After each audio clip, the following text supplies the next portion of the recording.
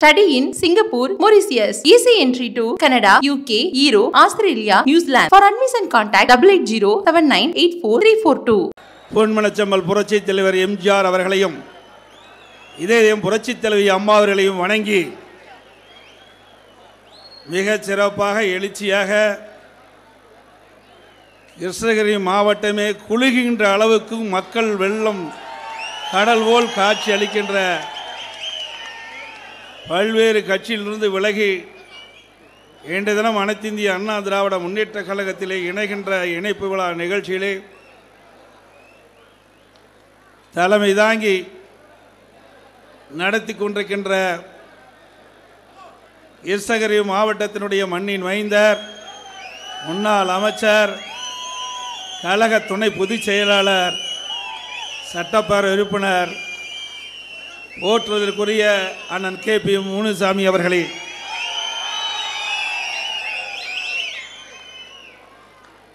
இந்த சிறப்பான நிகழ்ச்சியிலே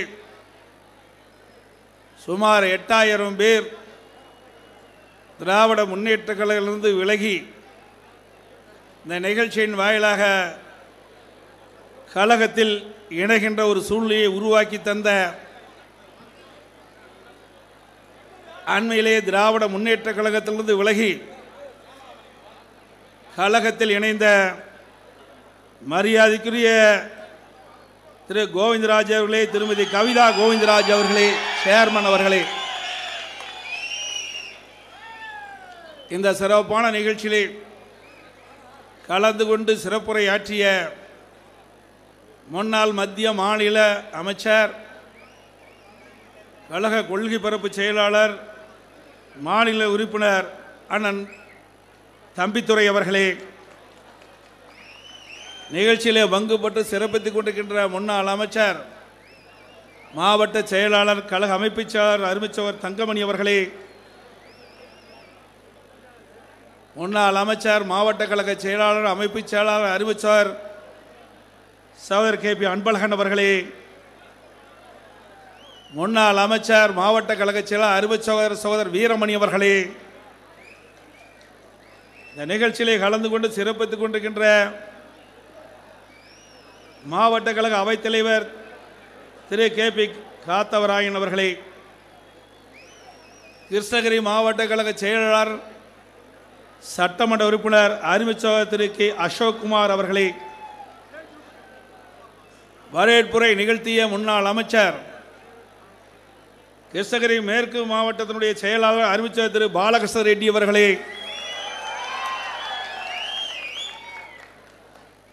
சட்டப்பேரவை உறுப்பினர் திரு TM தமிழ்ச்செல்வம் அவர்களே, முன்னாள் சட்டப்பேரவை உறுப்பினர் செய்தி தொடர்பாளர் அண்ணன் டாக்டர் K சமரசம் அவர்களே, முன்னாள் MLA திரு முனி வெங்கடப்பன் அவர்களே, முன்னாள் MLA திருமதி மனோரஞ்சன் அவர்களே, கழக பொதுக்குழு உறுப்பினர் சகோதரர் திரு M சதீஷ்குமார் அவர்களே, முன்னாள் MLA அருமைச்சர் திரு CV ராஜேந்திரன் அவர்களே, முன்னாள் MP திரு பெருமாள் அவர்களே, சட்டப்பேரவை உறுப்பினர் அருமைத்திரு திரு கோவிந்தசாமி அவர்களே, சட்டப்பேரவை உறுப்பினர் அருமைச்சவர் திரு சம்பத் அவர்களே, சட்டப்பேரவை உறுப்பினர் அருமைச்சவர் செந்தில்குமார் அவர்களே, முன்னாள் MLA அருமைச்சர் திரு ரமேஷ் அவர்களே,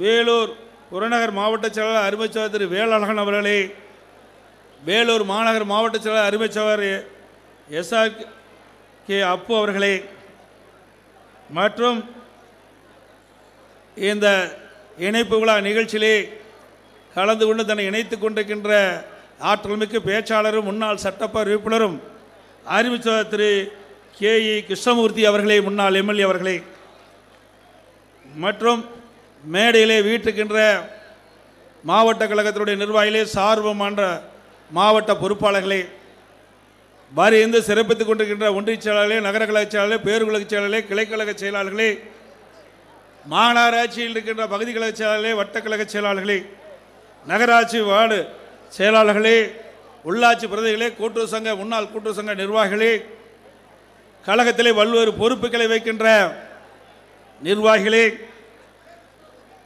அதோடு இன்றைய தினம் மீண்டும் அனைத்து இந்திய அண்ணா திராவிட முன்னேற்ற கழக ஆட்சிக்கு வருவதற்கு அச்சாணியாக விளங்கிக் கொண்டிருக்கின்ற கழக உடன்பிறப்புகளே, இன்றைய தினம் இந்த நிகழ்ச்சியின் வாயிலாக திராவிட முன்னேற்ற கழகத்தில் இருந்தும், காங்கிரஸ் கட்சியில் இருந்தும், பாரதிய ஜனதா கட்சியில் இருந்தும், பாட்டாளி மக்கள் கட்சியில் இருந்தும் இன்றைய தினம் விளங்கி 10,000 பேருடன் கழகத்தில் இணைய வந்துள்ள அத்தனை நல்ல உள்ளங்களை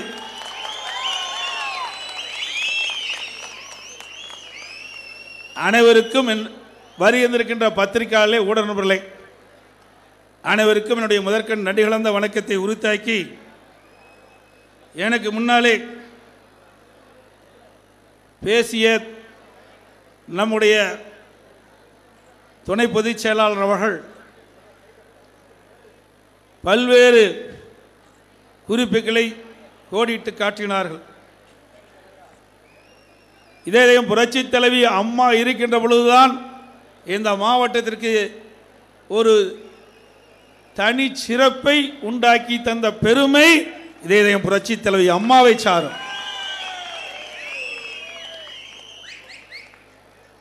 தனி மாவட்டமாக கிருஷ்ணகிரி மாவட்டத்தை தனி மாவட்டமாக அறிவித்தது இதேதையும் புரட்சி தலைவி அம்மா அவர்கள், அனைத்து இந்திய அண்ணா திராவிட முன்னேற்ற கழக அரசு. அதே போல அனைத்து இந்திய அண்ணா திராவிட முன்னேற்ற கழக ஆட்சி காலத்திலே தான் நிறைய திட்டங்களை இந்த மாவட்டத்துக்கு நிறைவேற்றி தந்திருக்கின்றோம். வேறு எந்த ஆட்சியிலும் இல்லாத அளவிற்கு இந்த கிருஷ்ணகிரி மாவட்டம் ஏற்றம் பெறுவதற்கு பல்வேறு திட்டங்களை உருவாக்கி தந்த அரசாங்கம் அதிமுக அரசாங்கம்.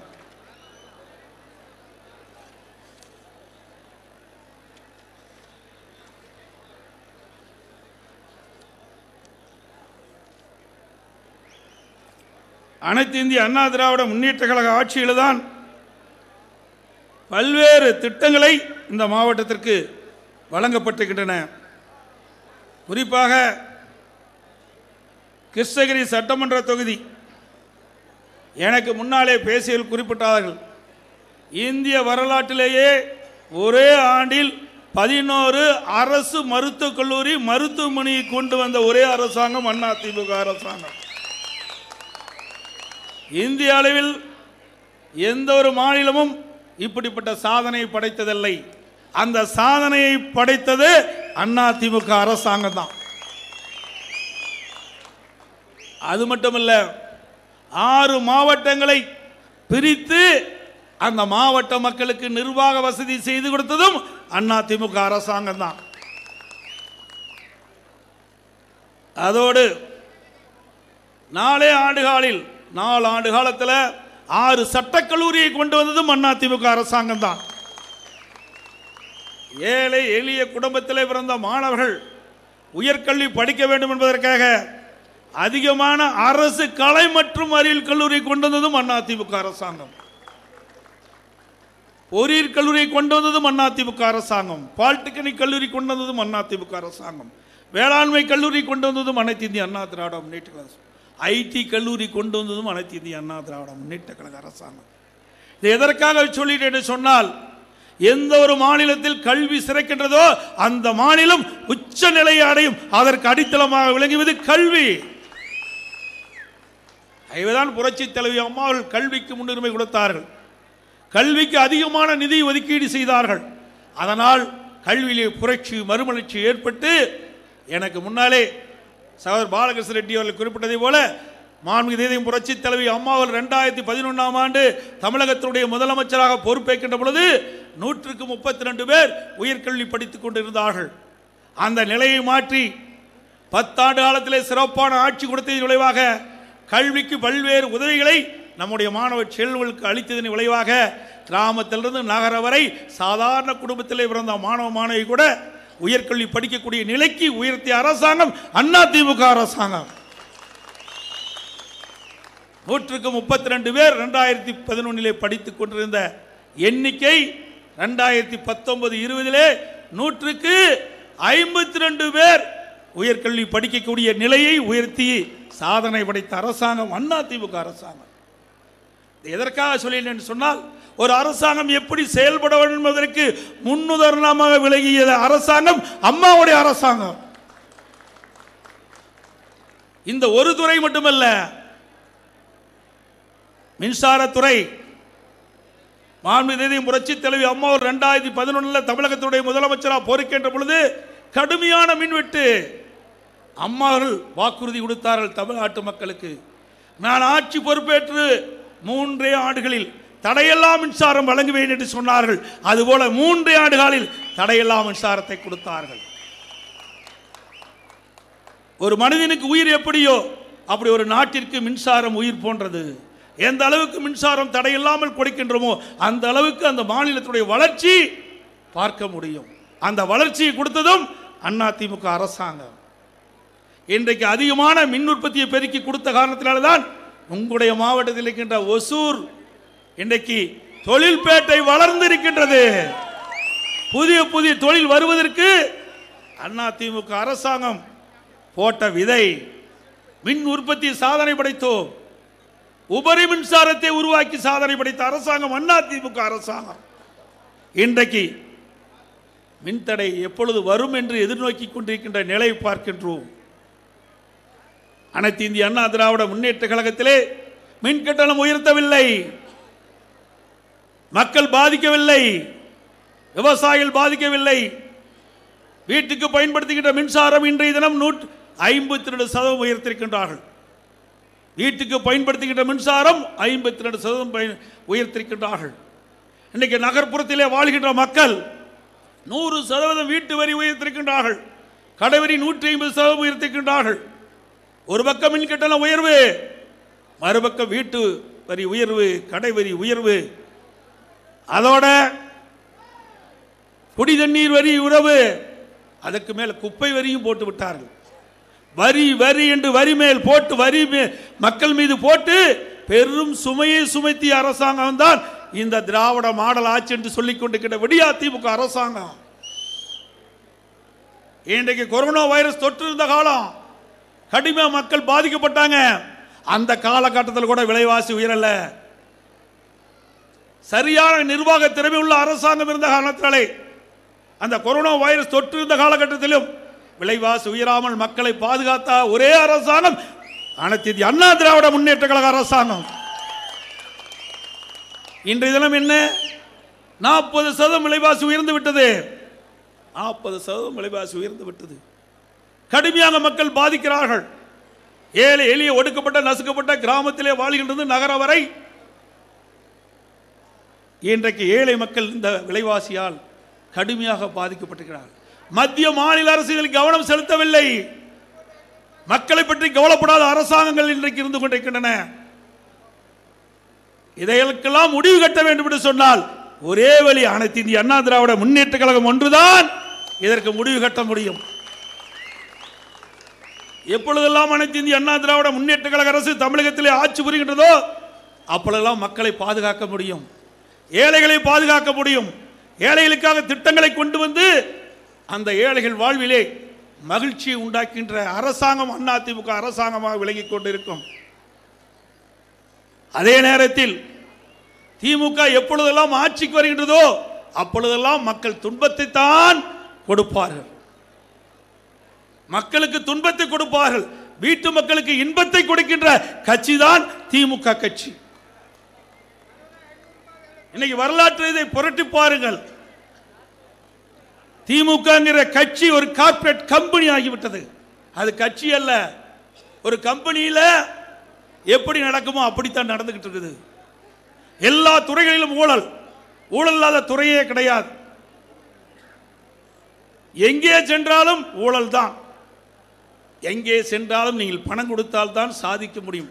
அப்படிப்பட்ட அவல நிலை ஆட்சி இன்னைக்கு விடியா திமுக ஆட்சியை பார்க்க முடிகிறது. இன்றைக்கு மக்கள் படுகிற துன்பத்தை பற்றி கவலை இல்லை.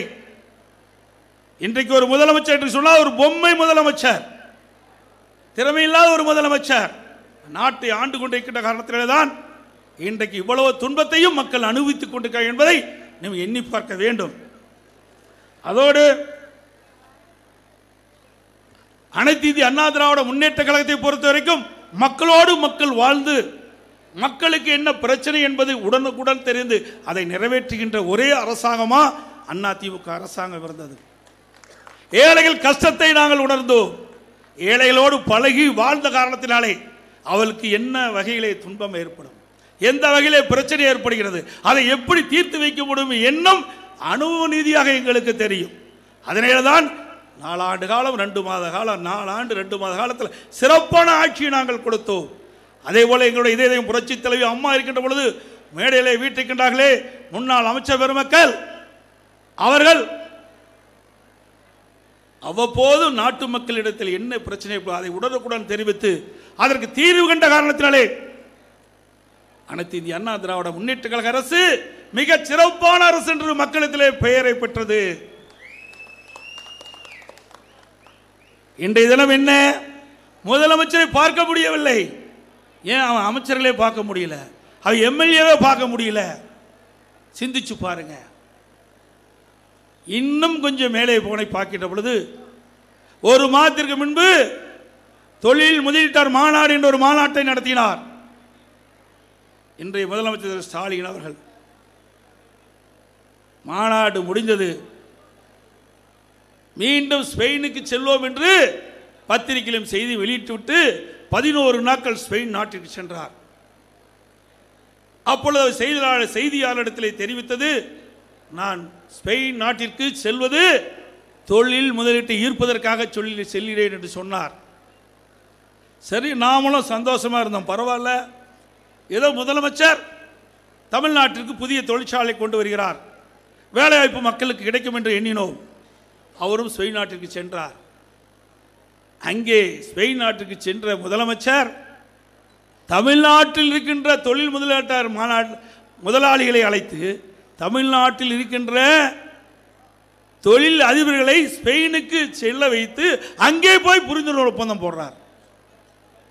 அவருடைய சொந்த வேலைக்கு ஸ்பெயினுக்கு செல்வதற்கு எப்படி ஒரு நாடகத்தை அரங்கேற்றி மறைமுகமாக ஸ்பெயின் நாட்டிற்கு சென்று புரிந்துணர்வு ஒப்பந்தம் போடுவதாக ஒரு கதையை கட்டி வெளியிட்டு ஒரு நாடகத்தை அரங்கேற்றிய முதலமைச்சர் இன்றைய முதலமைச்சர். அவர் தொழில் முதலீட்டை ஈர்க்க போகவில்லை. அவர் 2.5 ஆண்டு காலமாக அவருடைய ஆட்சியிலே சம்பாதித்த பணத்தை முதலீடு செய்வதற்கு போயிருக்க என்று மக்கள் எண்ணுகிறார்கள். சந்தேகம் ஏற்படுமா ஏற்படாதா? ஒரு மாதத்திற்கு முன்புதான் தொழில் முதலீட்டார் மாநாட்டு நடத்தினீங்க. நம்முடைய தமிழ்நாட்டில் இருக்கின்ற தொழிலதிபர்கள் அப்பொழுது அழைத்து புரிந்துணர்வு ஒப்பந்தம் போட்டிருக்கலாம்ல.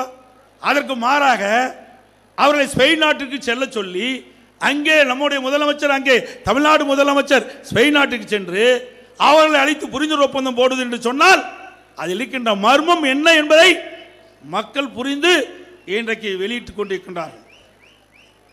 அதோடு அனைத்து இந்திய அண்ணா திராவிட முன்னேற்ற கழகம் இருக்கின்ற பொழுது எனக்கு முன்னாலே பேசினார்கள்.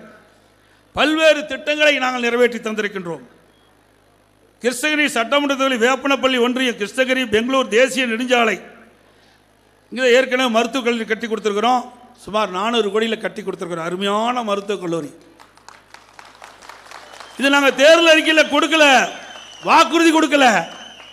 கிடைக்கின்ற சந்தர்ப்பத்தை சரியான முறையில் பயன்படுத்தி இந்த கிருஷ்ணகிரி மாவட்ட மக்களுக்கு நல்ல உயர்தர சிகிச்சை கிடைக்க என்பதற்காக 400 கோடியில் அற்புதமான மருத்துவமனை கட்டி கொடுத்த அரசாங்கம் அதிமுக அரசாங்கம். அதே போல வேப்பனப்பள்ளி ஒன்றியம் இணைக்கல் புதூர் கால்வாய் திட்டத்தில் இடதுபுற கால்வாய் வழியாக வடலாவுக்கு ஏரிக்கும் வலதுபுற கால்வாய் வழியாக தருமபுரி மாவட்டம் காரிமங்கலம் வட்டம் தும்பலஹள்ளி அணைக்கு நீர் கொண்டு செல்ல அனைத்து இந்திய அண்ணா திராவிட முன்னேற்ற கழகத்தில் 2021ஆம் ஆண்டு டெண்டர் விடப்பட்டது. அந்த பணி தொடங்கப்பட்டது. இன்றைக்கு ஆம வேகத்தில் நடந்துகிட்டு இருக்குது. அதோட கிருஷ்ணகிரி ஒன்றியம் கேஆர்பி அணையில் 8 மதகுகள் மோசமாக இருந்தது. அந்த சட்டெல்லாம் மாற்றி கொடுத்த 20 கோடியில்.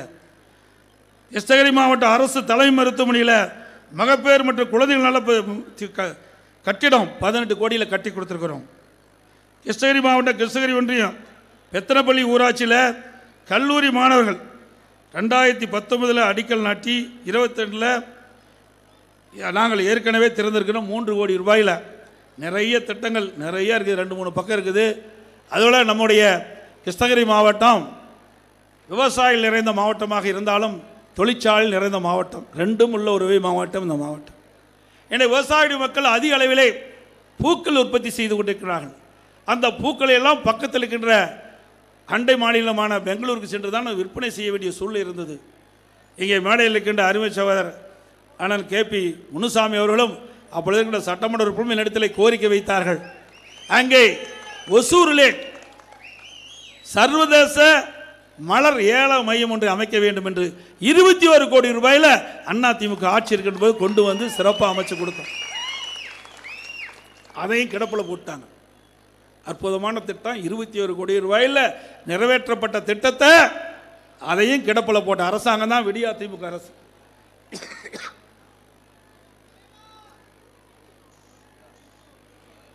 தூரம் வந்து டிவியில் வேணும்.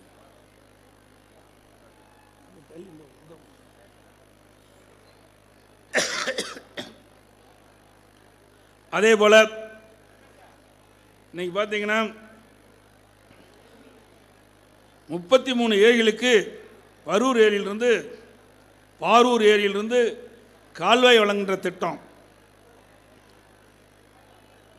ஊத்தங்கரையில் புதிய காவல்நிலை கட்டிடம், ஊத்தங்கரையில் மாவட்ட சார்பு நீதிமன்றம், ஊத்தங்கரையில் புதிய பத்திரப்பதிவு அலுவலகம், கல்லாயில் புதிய ஆதிராவிட நல மாணவர் விடுதி, கோடமன்னபடியில் புதிய சுகாதார நிலையம், எட்டிப்பட்டியில் புதிய கால்நடை மருத்துவமனை, கிருஷ்ணகிரி தருமபுரி மாவட்டங்கள் இணைக்க புதிய தாமலேரிப்பட்டி பாலம், கோட்டம்பட்டியில் புதிய பாலம்,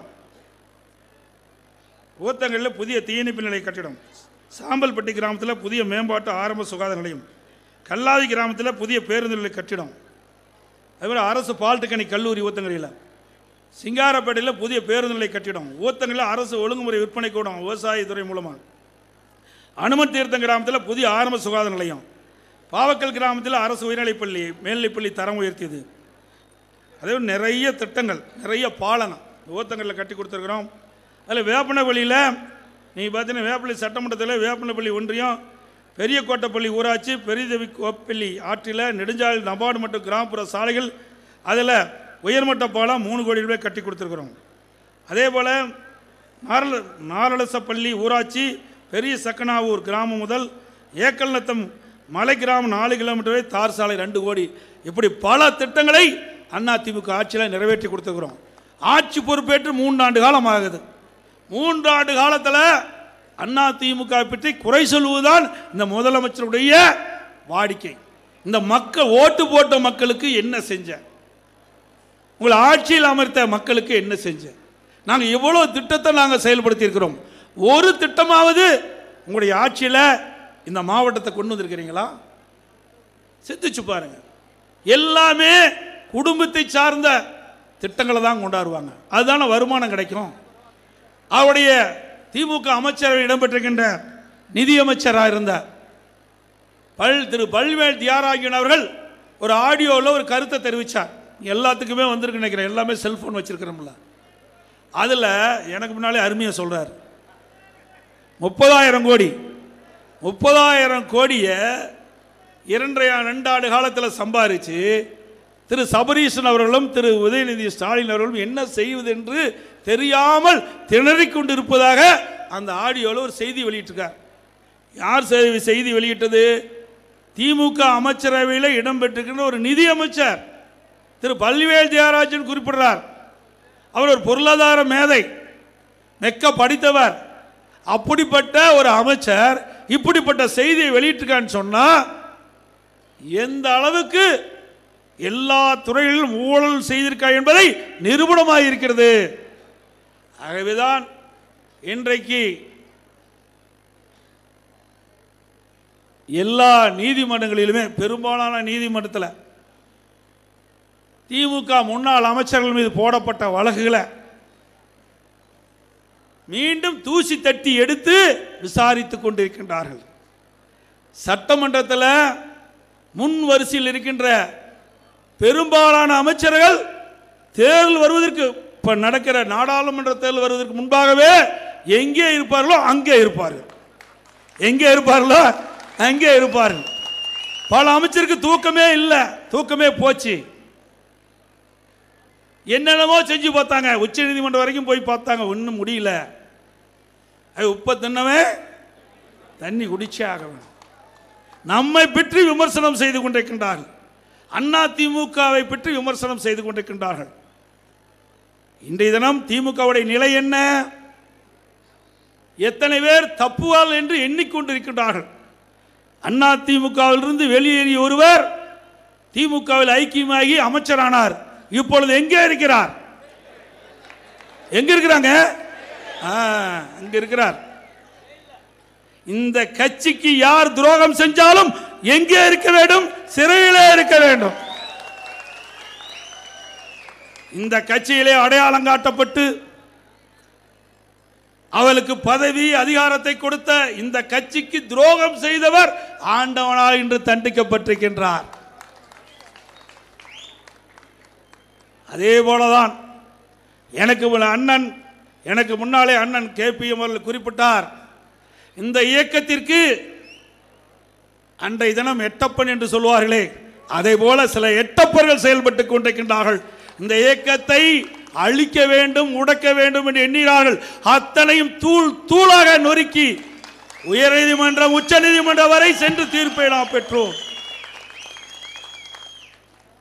இது பொன்மனச்செம்மல் புரட்சித் தலைவர் எம்ஜிஆர் தோற்றுவித்த கட்சி அண்ணா திமுக கட்சி. தெய்வ பலம் உள்ள ஒரு கட்சி.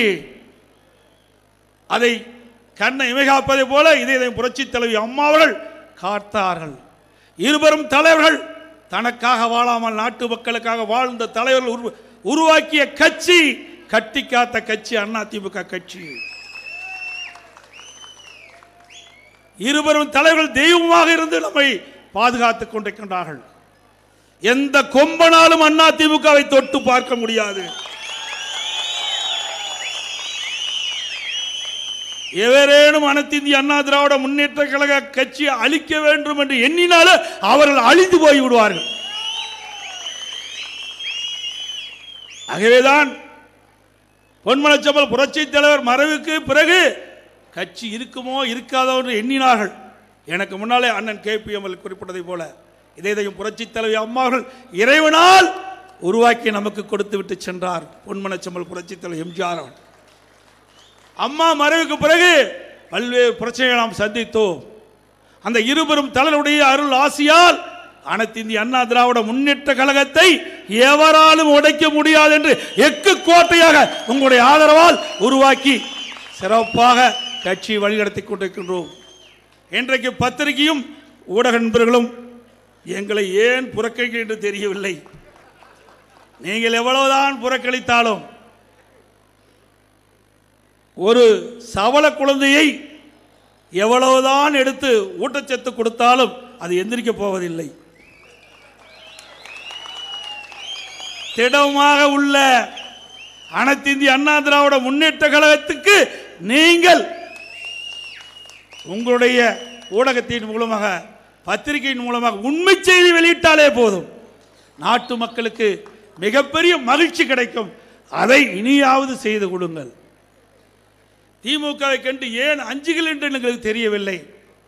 இதே அனைத்து இந்திய அண்ணா திராவிட முன்னேற்ற கழக ஆட்சி நான் முதலமைச்சராக இருந்த பொழுது எவ்வளவு விமர்சனம் எங்கள் ஆட்சி மீது வைத்தீர்கள். எந்த தவறும் செய்யாமலேயே எங்கள் மீது விமர்சனம் செய்தீர்கள். ஆனால் இன்றைய தினம் என்ன? நாள்தோறும் பிரச்சனை, கொலை, கொள்ளை, திருட்டு, வழிப்பறிவு, வன்கொடுமை நடக்காத நாளே கிடையாது. அப்படிப்பட்ட நிலையில் கூட ஊடகமும் பத்திரிகையிலும் மௌனம் காப்பது ஏன் என்று மக்கள் கேள்வி எழுந்து கொண்டிருக்கின்றது. ஊடகமும் பத்திரிகையும் இன்றைக்கு தர்மம், அந்த தர்மத்தை காக்க வேண்டும். அது உங்கள் கையிலே இருக்கின்றது. அருள் கூர்ந்து உண்மை செய்தி வெளியிடுங்கள். எங்களுக்கு நீங்கள் நல்ல செய்தி வெளியிட்டாவே போதும், வேறொன்று நாங்கள் கேட்கவில்லை. அனைத்து இந்திய அண்ணா திராவிட முன்னேற்ற கழகத்தை பொறுத்த வரைக்கும் எவ்வளவு பிரச்சனையை சந்தித்து விட்டது. பொன்விழா கண்ட கட்சி அண்ணா திமுக கட்சி, பொன்விழா கண்ட கட்சி.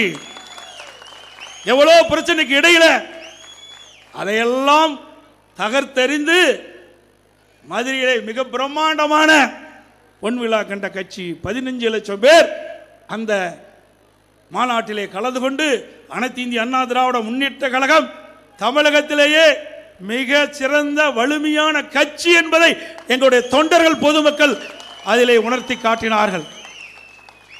ஆகவே அனைத்து இந்திய அண்ணா திராவிட முன்னேற்ற கழகத்தை பொறுத்த வரைக்கும் மக்களுக்காக இயங்கக்கூடிய கட்சி, மக்களுடைய பிரச்சனைக்காக குரல் கொடுக்கின்ற கட்சி. வேற எந்த கட்சியும் இப்படிப்பட்ட நிலையிலே கிடையாது. அதிமுக கட்சி ஒன்றுதான் தொடர்ந்து மக்களுக்கு குரல் கொடுத்து என்பதை நேரத்திலே குறிப்பிட விரும்புகின்றேன். அது மட்டுமல்ல,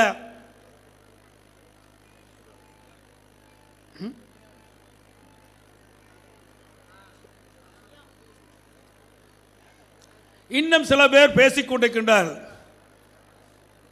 இந்த கூட்டத்தில் பேசுவது சரியாக இருக்கும் என்று கருதுகிறேன்.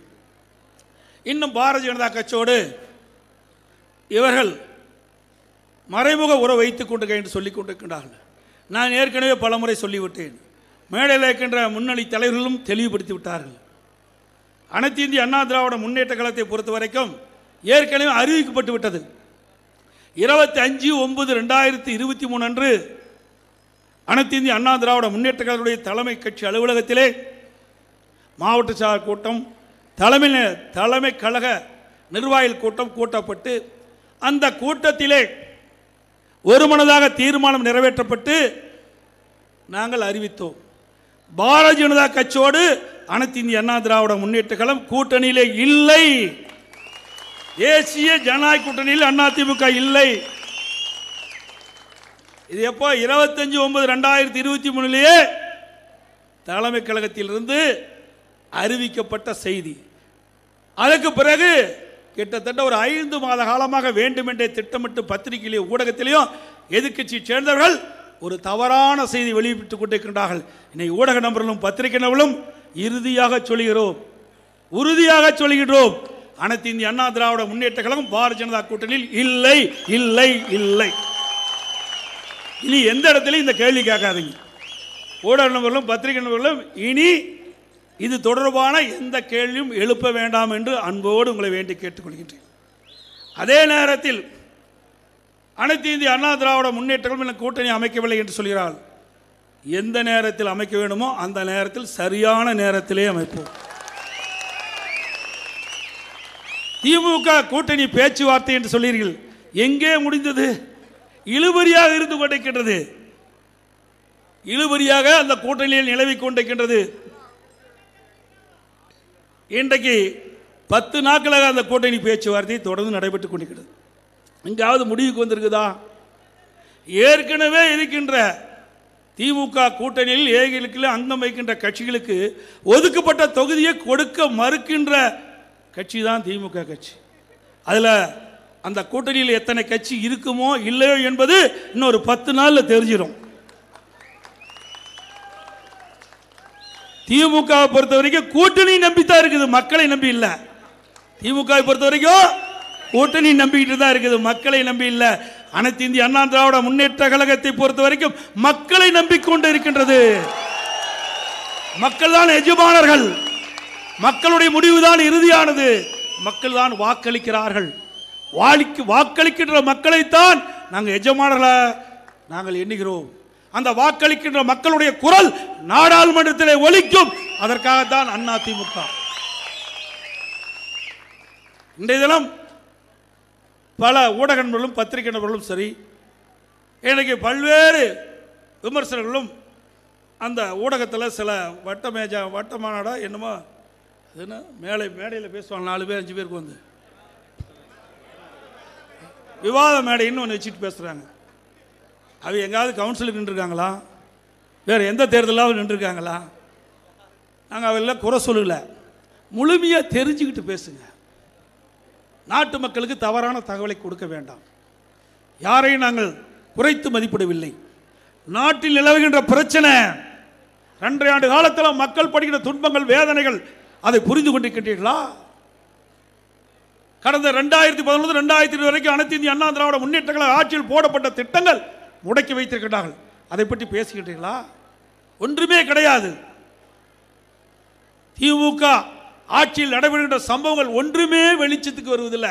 மூடி மறைச்சு அண்ணா திமுகவை விமர்சனம் செய்வது ஒன்றுதான் இந்த விவாத மேடையில் இருக்கிறத ஒழிய வேற எந்த காட்சியை நாம் பார்க்க முடியல.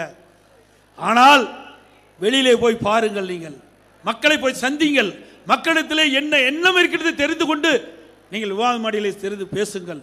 அதுதான் எங்களுடைய கோரிக்கை. உண்மை நிலை, மக்கள் இந்த ஆட்சியிலே கடு துன்பத்துக்கு ஆளாயிருக்கிறார்கள், வேதனைக்கு ஆளாயிருக்கிறார்கள். அதுதான் இந்த ஆட்சி கிடைக்கப்பட்ட மக்களுக்கு கிடைத்த பரிசு பலன், வேறு ஒன்றும் இல்லை இந்த திமுக ஆட்சியிலே என்பதை நினைவுகூர கடமைப்பட்டிருக்கின்றேன். அது மட்டுமல்ல, அனைத்து இந்திய அண்ணா திராவிட முன்னேற்ற கழகத்தை பொறுத்த வரைக்கும் ஜாதிக்கும் மதத்திற்கு அப்பாற்பட்ட கட்சி. அனைத்து இந்திய அண்ணா திராவிட முன்னேற்ற கழகம் மதத்திற்கும் ஜாதிற்கும் அப்பாற்பட்ட கட்சி. அதுதான் பொன்மனச்சம்பல் புரட்சி தலைவர்களும் கடைபிடித்தார்கள், இதையும் புரட்சி தலைவி அம்மாவும் கடைபிடித்தார்கள். அதையே இருவரும் தலைவர்கள் கடைபிடித்ததை இப்பொழுதும் அனைத்து இந்திய அண்ணா திராவிட முன்னேற்ற கழகம் தொடர்ந்து கடைபிடித்து வருகிறது. எங்கே மதத்திற்கு முன்னுரிமை கொடுப்பதில்லை, ஜாதிக்கு முன்னுரிமை கொடுப்பதில்லை. மக்களை நேசிக்கின்ற கட்சி அண்ணா திமுக கட்சி. அந்த எந்த மதமாக இருந்தாலும் சரி, எந்த ஜாதியாக இருந்தாலும் சரி, அதை பற்றி கவலை இல்லை. யார் உண்மையாக இந்த நாட்டு மக்களுக்காக தியாகம் செய்கின்றார்கள், அதே போல் அனைத்து இந்திய அண்ணா திராவிட முன்னேற்ற கழக கட்சிக்கு விசுவாசமாக உழைக்கின்றார்களோ, இந்த கட்சிக்கு யார் விசுவாசமாக இருக்கின்றார்களோ அவர்களை மதிக்கின்ற கட்சி அண்ணா திமுக கட்சி. இந்தியா மட்டுமல்ல, தமிழகத்திலே எத்தனையோ கட்சிகள் இருக்கின்றன. எந்த கட்சியிலாவது ஒரு சாதாரண தொண்டன் பொதுச் செயலாளர் ஆக முடியுமா? ஆக முடியுங்களா? ஒரு சாதாரண தொண்டன் முதலமைச்சர் ஆக முடியுமா? அது அண்ணா திமுகவில் மட்டும்தான் முடியும், வேற எந்த கட்சியிலையும் முடியாது. திமுக கட்சிக்காரர் ஒருவராவது திரு ஸ்டாலின் குடும்பத்தை தவிர்த்து மற்றவர்கள் பதவிக்கு வர முடியும் என்று துணிச்சலோடு சொல்ல திராணி தெம்பு இருக்குதா? அண்ணா திமுகவை பொறுத்த வரைக்கும் நான் மட்டுமல்ல, மேடையில் இருப்பவர்கள் மட்டுமல்ல, இங்கே அமர்ந்திருப்பவர்கள் இந்த மேடைக்கு வருவதற்கு தகுதியானவர்கள் அத்தனை பேரும். நீங்கள் உண்மையாக இந்த கட்சிக்கு உழைத்தால், இந்த கட்சிக்கு விசுவாசமாக இருந்தால், எவர் வேணாலும் அனைத்து இந்திய அண்ணா திராவிட முன்னேற்ற கழகத்திற்கு எந்த பதவிக்கும் வர தகுதி உடையவர்கள்தான் இங்கே அமர்ந்திருக்கின்றீர்கள். இதுதான் அண்ணா திமுக. அதனால தான் அண்ணா திமுகவை உடைக்க முடியவில்லை, முடக்க முடியவில்லை. இது ஒரு ஜனநாயக அமைப்புள்ள கட்சி அண்ணா திமுக கட்சி, இது உயிரோட்டம் உள்ள கட்சி. ஆகவே அனைத்து இந்திய அண்ணா திராவிட முன்னேற்ற கழகத்தை எவராலும் உடைக்கவும் முடியாது, முடக்கவும் முடியாது. அனைத்து இந்திய அண்ணா திராவிட முன்னேற்ற கழக கட்சியின் தமிழகத்தில் ஏற்றம் பெறுவதற்காக, தமிழ்நாட்டு மக்களுடைய வாழ்வு சிறக்க நம்முடைய கட்சி பாடுபடும். அதோடு இன்றைக்கு சிறுபான்மை மக்களுக்கு பாதுகாப்பாக இருக்கக்கூடிய ஒரே கட்சி அண்ணா திமுக கட்சி என்பதை நாங்கள் நிரூபித்து காட்டுவோம். திமுக கட்சி போல நாடகம் ஆடுகின்ற கட்சி அல்ல. ஏற்கனவே திரு ஸ்டாலின் எதிர்கட்சியில் இருக்கின்ற பொழுது இன்றைய பிரதமர் தான் திரு நரேந்திர மோடி அவர்கள் சென்னைக்கு வந்தபோது கோ பேக் மோடி என்றார். இப்பொழுது வெல்கம் மோடி என்கிறார். இரட்டை வேடம் போடுகின்ற ஒரே கட்சி தலைவர் திமுக தலைவர் ஸ்டாலின் தான். நினைச்சு பாருங்க, அன்றைய தினம் இதே வாய்தான் கோ பேக் மோடின்னு சொல்லுச்சு, இன்றைய தினம் அதே வாய்தான் வெல்கம் மோடி என்று சொல்றாரு. அப்படின்னா என்ன? மக்களை ஏமாற்றுகின்ற கட்சி திமுக கட்சி, திமுக தலைவர். இன்றைக்கு திமுக தலைவருக்கு வருவதெல்லாம் குழு. ஒரு திட்டத்தை அறிவிப்பார், ஒரு குழு போட்டுவார். ஒரு திட்டத்தை அறிவிப்பார், ஒரு குழு போட்டுவார். 52 குழு போட்டு சாதனை படைத்த ஒரே முதலமைச்சர் தமிழ்நாடு முதலமைச்சர் திரு ஸ்டாலின் ஒருவர். இது ஒரு குழு அரசாங்கம் தான். இதற்கு முன்பு சொல்லிட்டு இருந்தார், அண்ணா திமுகவில் அதிக கடன் வாங்கிட்டாங்க, இன்னைக்கு நாட்டு மக்கள்லாம் கடனால ஆக்கிட்டாங்க. இன்னைக்கு என்ன நிலைமை? திமுக ஆட்சிக்கு வந்து 2.5 ஆண்டு காலத்தில் 2,54,000 கோடி கடன் வாங்கி இன்றைக்கு இந்தியாவிலேயே கடன் வாங்கியதில் முதல் மாநிலம் தமிழ்நாடு. இதுக்காக உன்னை முதலமைச்சராக்குனாங்க. என்ன திட்டத்தை கொண்டாந்த? அதுவும் கிடையாது. எந்த திட்டத்தையும் கொண்டாடல. கடன் மேல் கடன் வாங்கி மக்களை கடனாளி ஆக்கியதுதான் இந்த ஆட்சியுடைய சாதனை என்பதை நேரத்திலே கோடிட்டு காட்டி, இங்கே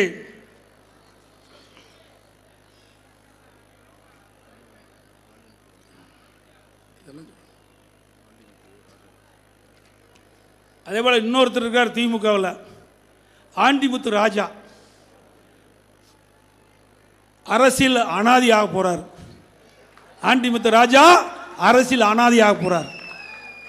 அனைத்து இந்திய அண்ணா திமுகவை தோற்றுவித்த பொன்மனச்சம்பல் புரட்சி தலைவர் எம்ஜிஆரை பற்றி அவதூறாக பேசிய திரு ராஜா வருகின்ற நாடாளுமன்ற தேர்தலில் நீ டெபாசிட் இழக்குவது உறுதி. 2G ஸ்பெக்ட்ரம் ஊழல் எனக்கு முன்னால் அண்ணன் தம்பித்துறையில் பேசியது போல இன்றைக்கு தமிழ்நாட்டுக்கு தலைகுனிய வைத்தது திரு ராசா. பேர் பாருங்க, ராசா, பொருத்தமில்லாத பேரை வச்சுட்டாங்க. மத்தியில் அமைச்சராக இருக்கும்போது 1,76,000 கோடி ஊழல் செய்த பெருமைக்குரிய ராஜா அண்ணா திமுக தலைவர். இதே புரட்சி தலைவர் எம்ஜிஆரை பற்றி விமர்சனம் செய்திருக்கிறார், அவதூறாக பேசியிருக்கிறார். கண்டிக்கத்தக்கது, திருந்த வேண்டும். இல்லாவிட்டால் அண்ணா திமுக தொண்டர்கள் அவரை திருத்துவார் என்பதை இந்த நேரத்தில் தெரிவித்து நாவடக்கம் தேவை, நாவடக்கம் தேவை. முன்னாள் மத்திய அமைச்சராக இருந்திருக்கேன், நாடாளுமன்ற இருக்கின்றீங்க, மறைந்த தலைவரை பற்றி அவதூறாக பேசினால் அண்ணா திமுக தொண்டன் எவனும் பொறுத்து கொள்ள மாட்டான் என்பதை இந்த நேரத்தில் நினைவு கூர்ந்து வருகின்ற நாடாளுமன்ற தேர்தலிலே நாட்டு மக்கள் அவருக்கு தக்க தண்டனை அளிப்பார்கள் என்பதை நேரத்தில் தெரிவித்து வருகின்ற நாடாளுமன்ற தேர்தல் தமிழ்நாட்டிலே 39 நாடாளுமன்றம், பாண்டிச்சேரி 40 நாடாளுமன்றத்திலே அனைத்து இந்திய அண்ணா திராவிட முன்னேற்ற கழக வேட்பாளர்களை நீங்கள் வெற்றி பெற செய்ய வேண்டும் என்று அன்போடு இந்த நேரத்தில் தெரிவித்து இன்றைக்கு பல்வேறு கட்சியிலிருந்து 10,000க்கும் மேற்பட்டவர் அனைத்து இந்திய அண்ணா திராவிட முன்னேற்ற கழகத்தை தங்கள் இணைத்துக் கொண்டு கழக பணியாற்ற வந்திருக்கின்ற அத்தனை நல்ல உள்ளங்களை மீண்டும் ஒரு முறை வரவேற்று விடைபெறுகின்றேன். நன்றி, வணக்கம்.